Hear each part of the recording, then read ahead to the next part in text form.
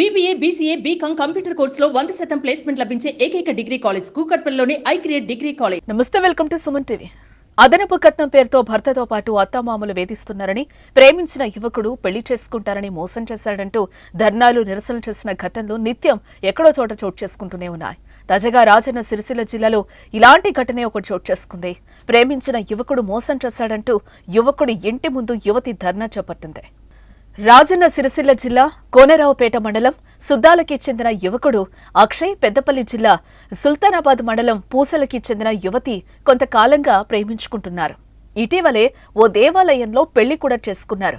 Scene cut చేస్తే తల్లిదండ్రులకు ఇష్టం లేదని, తనను వదిలించుకునే ప్రయత్నం చేస్తున్నాడని యువత ఆరోపించింది. న్యాయం చేయాలంటూ యువకుడి ఇంటి ముందు బైఠాయించింది. విషయం తెలుసుకున్న పోలీసులు ఇరు వర్గాలను స్టేషన్కు పిలిపించి కౌన్సిలింగ్ ఇచ్చారు.